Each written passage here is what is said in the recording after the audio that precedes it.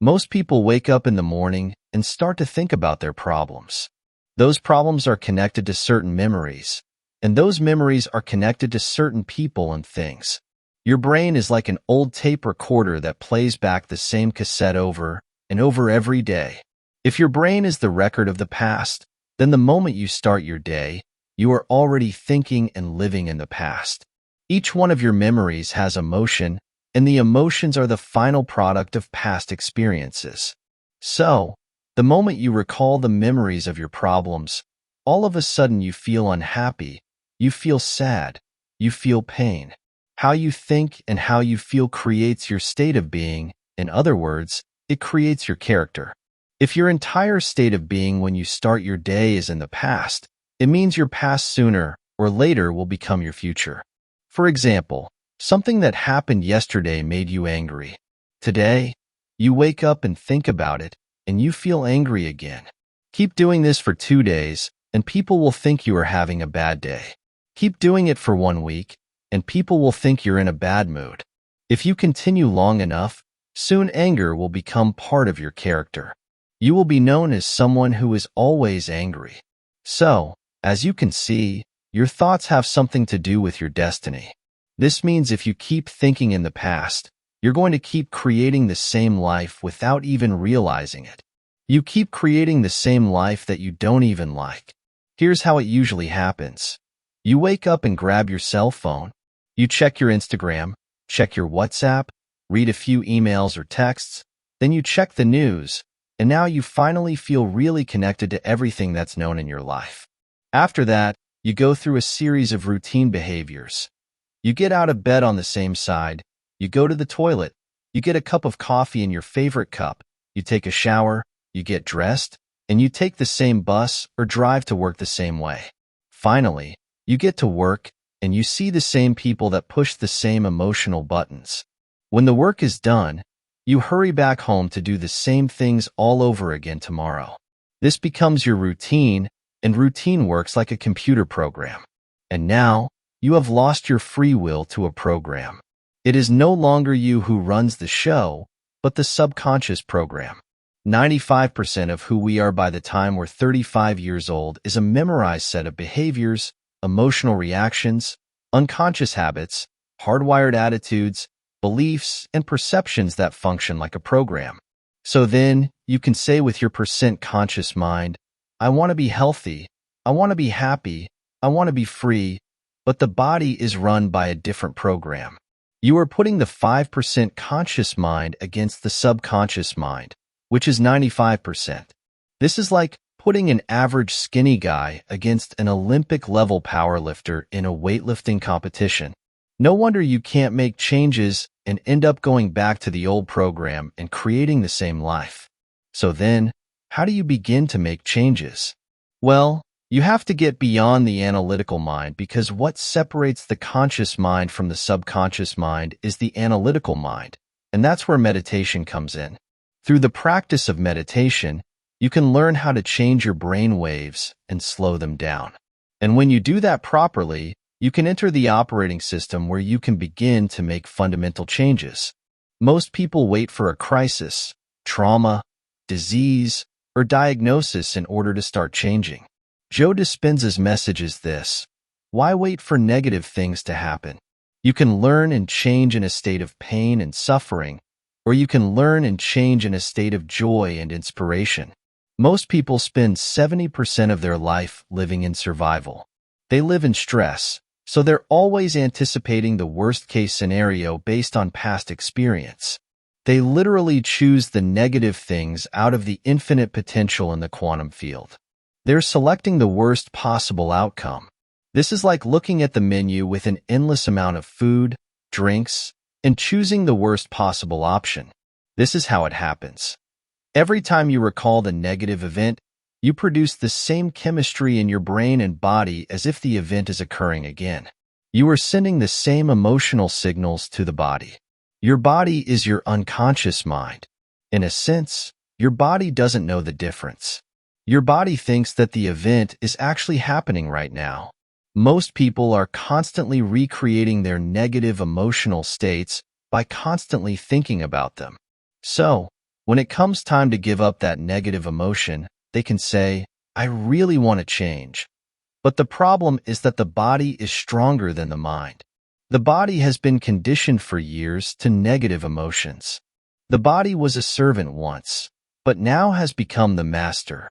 All of a sudden, when you decide to change and step into that unknown, the body doesn't like it. The body would rather feel guilt and suffering because it feels familiar and it can predict it. Being in the unknown is a scary place for the body. Entering into the unknown is like stepping into a deep river. The body knows that if you succeed in passing to the other side of the river, it will die.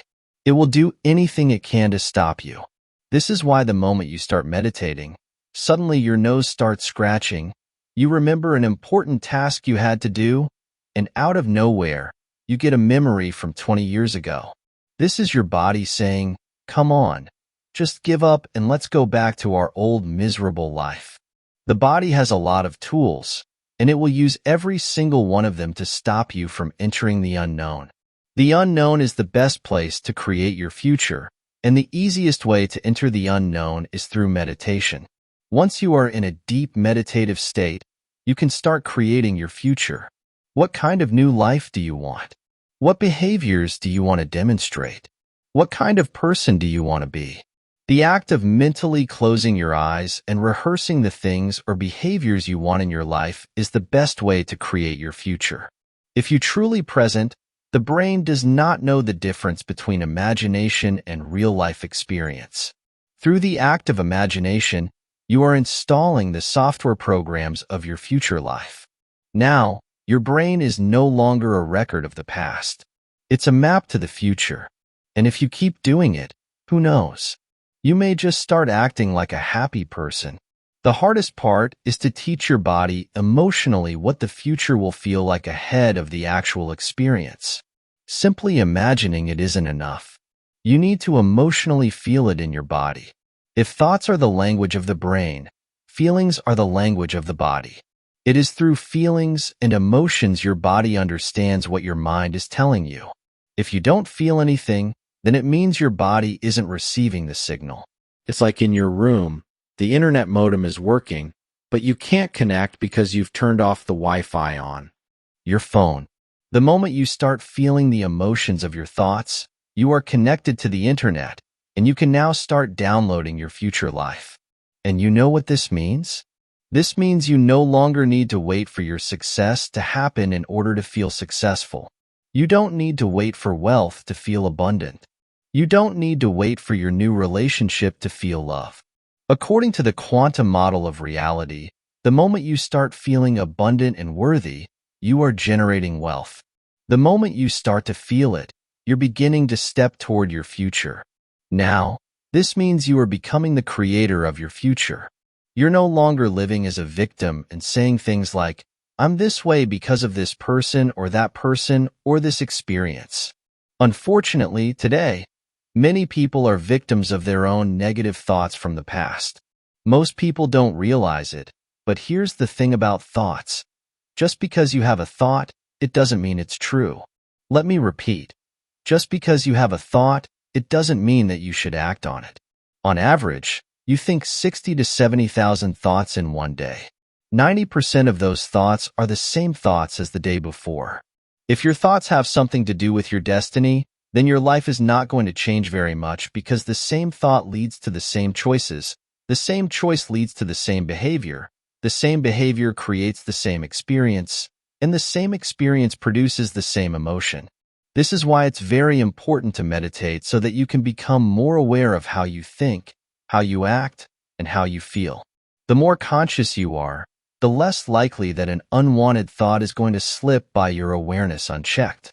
The word meditation means to become familiar with. So, as you become familiar with the thoughts, behaviors, and emotions of the old self, you no longer let them influence you.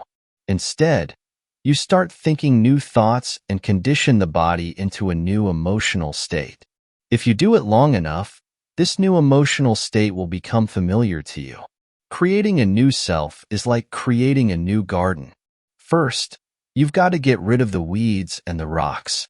Then, You need to pull out the plants from the past year, and you have to prepare the soil. Only after that can you start planting. Meditating basically works the same way. You're preparing the garden, and it's not an easy job. Training your body to sit down and meditate is like training a wild animal or a dog. You say, sit down and wait here, but it runs away. So, you catch it and bring it back. But of course, it runs away again, and you have to catch it and bring it back again. The moment you start a meditation, the body says, hey, it's 8 o'clock. You normally read emails and get angry around this time. But here you are, sitting and doing nothing. You're off schedule. What is going on? For years we have been angry together around this time, but all of a sudden you're going to change just like that? So the body starts sending signals. The body is basically looking for that predictable chemical state, and it doesn't care that it's a toxic state.